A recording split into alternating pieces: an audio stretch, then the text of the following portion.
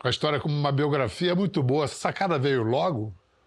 Eu diria que sim, Bial. Assim, porque é o seguinte, eu queria aproveitar a experiência que eu tinha tido com duas biografias que eu acho que foram uma espécie de ensaio involuntário para esse projeto. Ayrton Senna, Ayrton Senna e João Avelange. Me deram, acho que, uma pegada para poder entrar num projeto que, eu juro para você, eu não imaginava que fosse render 3 livros, uma trilogia. Eu tinha conhecimento desse tesouro que são os depoimentos do Memória Globo. O projeto Memória Globo existe há décadas e tem um acervo. São quantas entrevistas? São mais de 800, se não me engano. Mas, assim, os que chegaram para mim, os depoimentos aos quais eu tive acesso, foram mais de 400.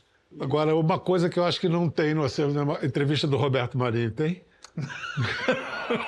Porque é o seguinte, se fosse assim, se é uma biografia de uma pessoa, essa pessoa não seria o Roberto Marinho, sim. Se não fosse a Globo. No entanto, cara, o início é eletrizante. O Roberto Marinho tinha 60 anos quando começou a TV Globo. Naquela época, 60 anos, o cara tava de pijama na varanda ali, tipo Dona Benta, sabe? Do sítio Pica-Pau Amarelo. E ele começa uma televisão contra tudo e contra todos, contra a própria família.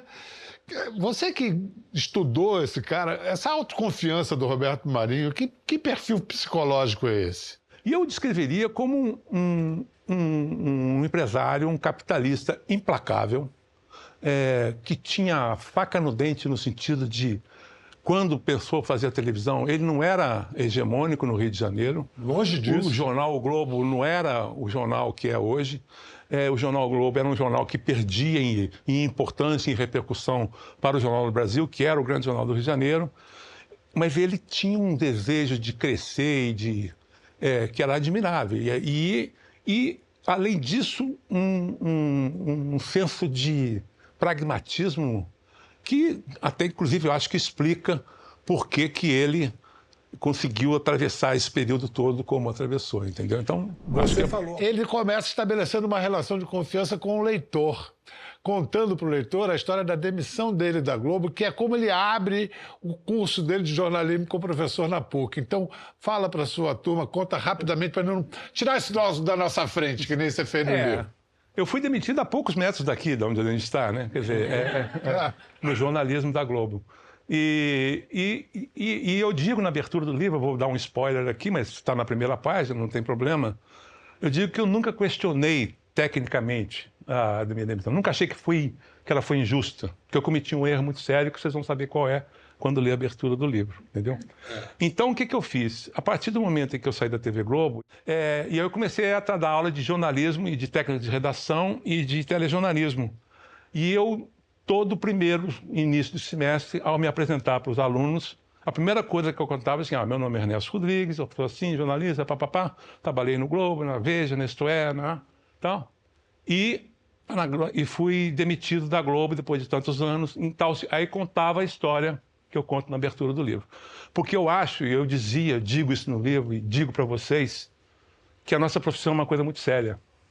Então, um erro como o erro que eu cometi, ele não podia ficar impune do ponto de vista da própria funcionamento da redação. Então, eu nunca questionei isso. A primeira frase do livro é: e aí, morreu?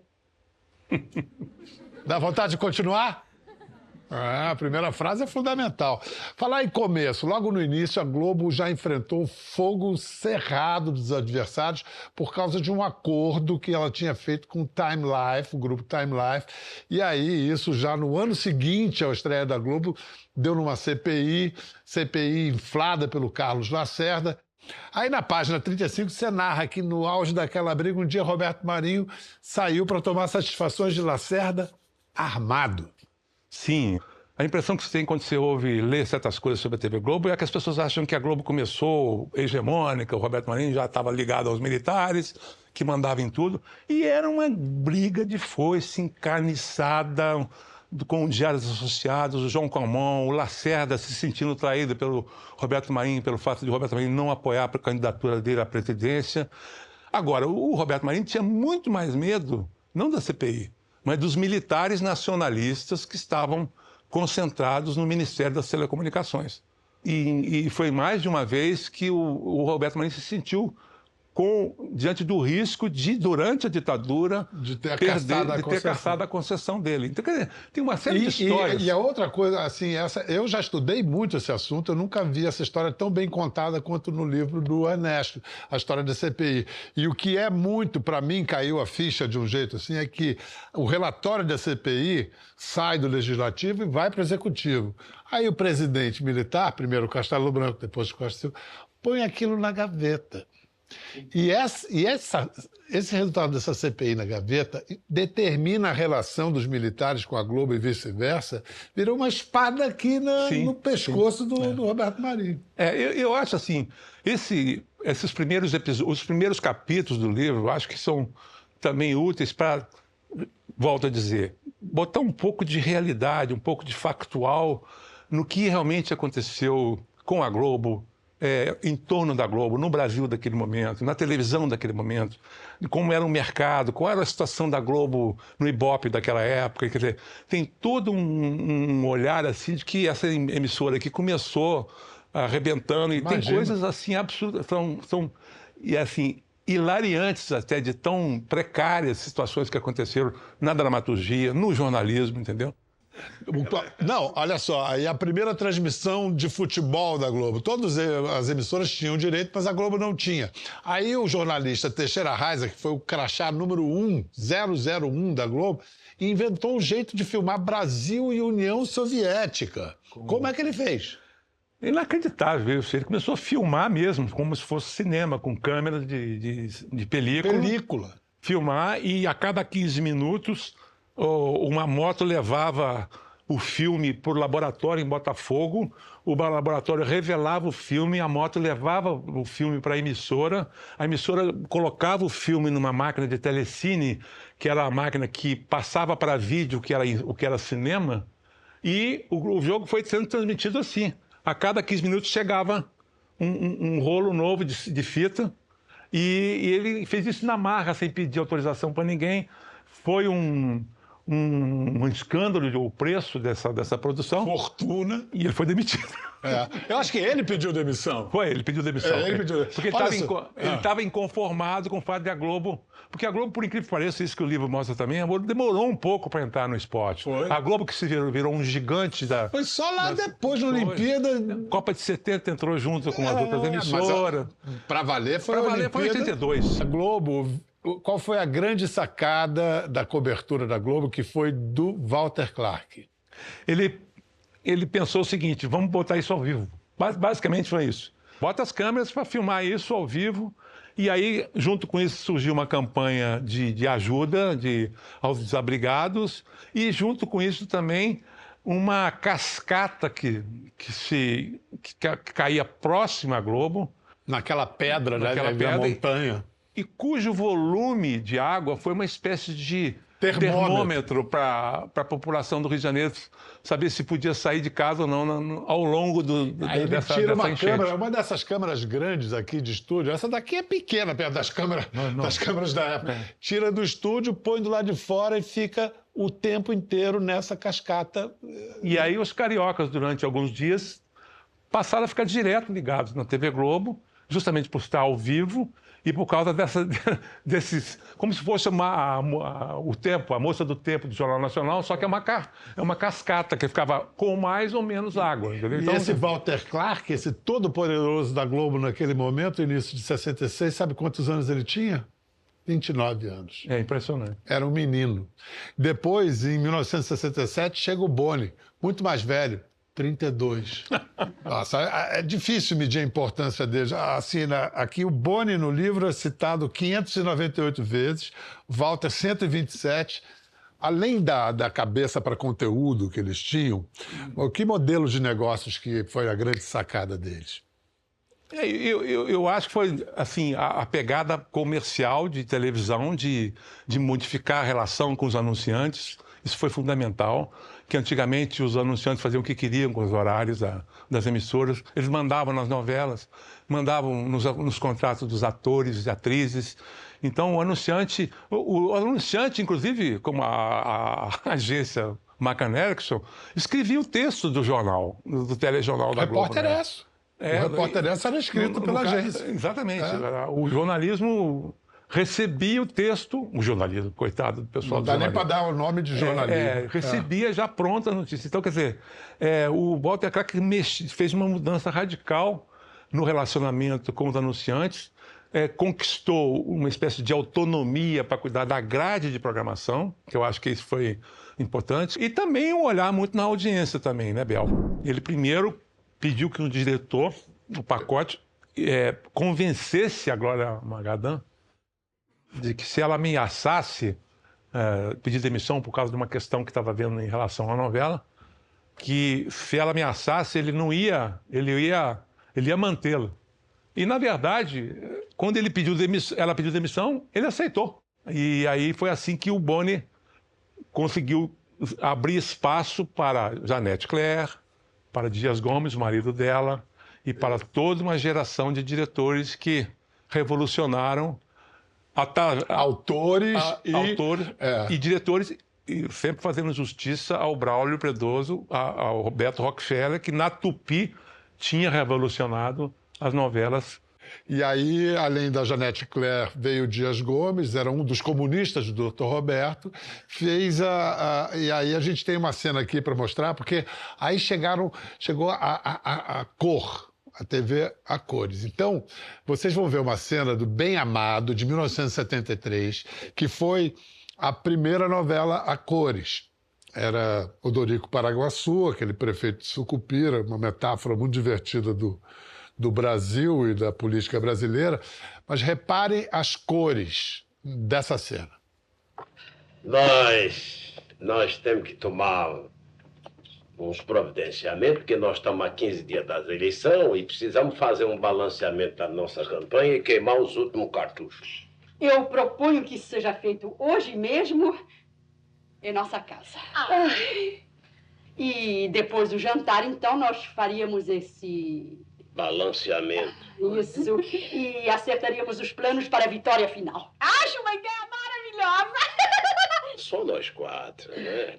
Bom, vocês podem me esperar para jantar. Às 8? Às 8? Até logo. Até logo.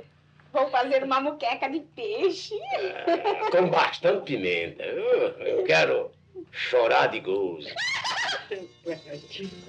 Até logo. As irmãs Cajazeira, Odorico Paraguaçu. Era o filho do Paulo Gracindo, Gracindo Júnior, eu cito no livro, diz uma frase ótima, a orgia que foi do pessoal querer usar cor em tudo quanto é take, em tudo quanto é cena. Ele falou assim, parecia criança desenhando, em tudo quanto é desenho. Que cor que você possa imaginar. As gravatas do Cid Moreira no Jornal Nacional. E o Daniel Filho, se dependesse dele, essa novela seria gravada como foi em cores, mas ela seria exibida em preto e branco, porque ele achava que a equipe toda da produção da Globo tinha que se acostumar ainda com as cores. Ele tinha razão. Total, né? Porque a novela é um delírio de cor.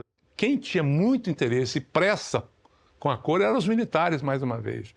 Entendeu? Eles estavam querendo implantar um sistema de TV a cor que só funcionou no Brasil, muito Tanto que a primeira transmissão foi na festa da uva, no Sul, Caxias, por motivos político-militares. Aí teve um momento que foi muito marcante, foi em 1976. O presidente não dava entrevista, gente. Não tinha negócio de dar entrevista. Aí, numa viagem ao Japão, o repórter Geraldo Costa Mansos entrevistou o presidente Geisel. E olha o que o Geisel disse. Eu sou um homem profundamente humano, ligado à família, ligado aos amigos, gostando de conviver com as pessoas do povo. E no governo eu me sinto tolhido em todas essas manifestações. Tenho em torno de mim vários ditadores e o que me impedem de fazer o que eu quero. Acredito que o dia mais feliz para mim será o dia 15 de março de 79, em que eu vou transmitir o governo ao meu sucessor. Agora, minha gente, o ditador falando na Globo que estava cercado de ditadores. Isso foi exibido com destaque?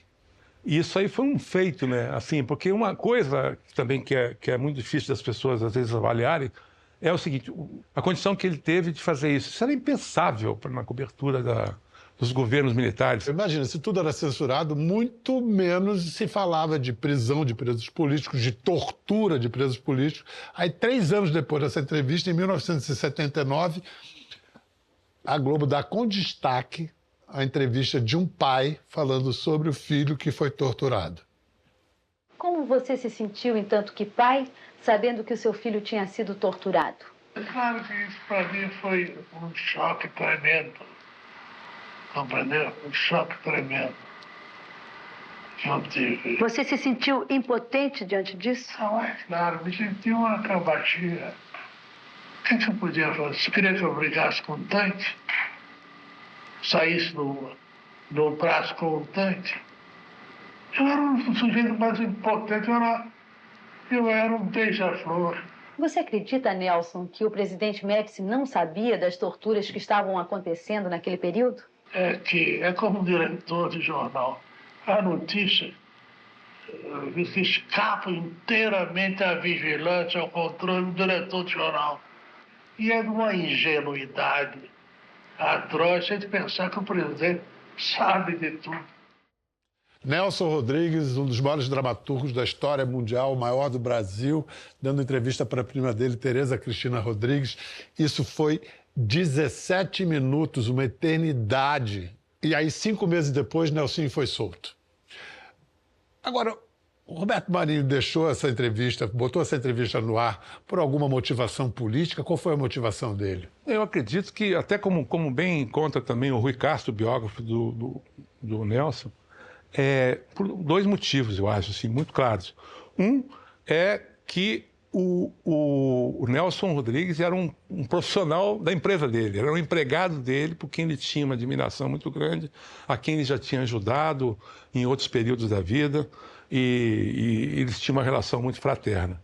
Esse é o lado do Roberto Marinho. O outro lado é o Roberto Marinho, que viu o Nelson Rodrigues falando do filho torturado, mas com um discurso que isentava o presidente da República, o general, e que isentava, de certa maneira, os altos. Ou seja, era um discurso de um conservador que ele sempre foi. Bom, e o livro se conclui em 84 com a pra lá de polêmica, controversa da cobertura do Grupo Globo, na época, nas organizações, da campanha das diretas. Enquanto, por um lado, a Folha de São Paulo largou o jornalismo para fazer uma campanha pelas diretas, por outro lado, a Globo também largou o jornalismo, não cobrindo a campanha das diretas. Mas o que acontece quando se resolve fazer a cobertura naquele dia 10 de abril de 84, com o começo da Candelária, e o Roberto Irineu vai para o 10º andar com um controle mesh para decidir o que vai entrar no ar, que quando ele olha pela janela, o que ele vê? Um helicóptero do Exército, e com a porta aberta, aquela porta de correio aberta, e um soldado apontando para a janela da sala do Roberto Irineu, onde ele estava reunido com diretores da emissora, e tinha, a pedido dele, tinha sido montado um switcher, que é um controle mestre que bota a programação no ar, um switcher montado na sala dele, porque ele já sabia, ele já estava, o Roberto Irineu nesse dia estava com o apoio do pai, tomando conta e dirigindo pessoalmente a cobertura. Depois, é isso que o livro mostra, que eu acho que é importante dizer isso, Bial, que há uma visão de que a postura da Globo foi monolítica, não. Diretores da Globo, assim, como Dionísio Poli, que era um diretor da área comercial, ele discutiu muito e conta isso no livro. Doutor Roberto, a gente precisa tentando, porque no primeiro momento da campanha, que incluiu a famoso comício da Praça da Sé, em São Paulo, onde a Globo visivelmente não mostrou que era um comício pelas diretas, misturou a notícia com o aniversário de São Paulo e tal. Então foi muito desgastante para as equipes de jornalismo. As pessoas não imaginam, mas houve choro, gente muito triste, indignada com a decisão que foi dada em relação à cobertura do comício de São Paulo, aqui de São Paulo. Mas aí é o seguinte, a pressão dentro, não pressão, mas assim, as discussões internas que o próprio Roberto Irineu foi tendo com o pai e outros diretores, o Roberto Marinho foi que preferiu até se afastar e deixar que o Roberto Irineu cuidasse, e a partir de um determinado momento, Quem trabalhava na TV Globo, eu ainda não estava lá ainda, mas tem vários depoimentos que são emocionantes. A felicidade que os jornalistas sentiram, produtores, editores, repórteres, de, enfim, poder fazer jornalismo nesse dia, a partir da Candelária, foi uma coisa, assim, emocionante, entendeu?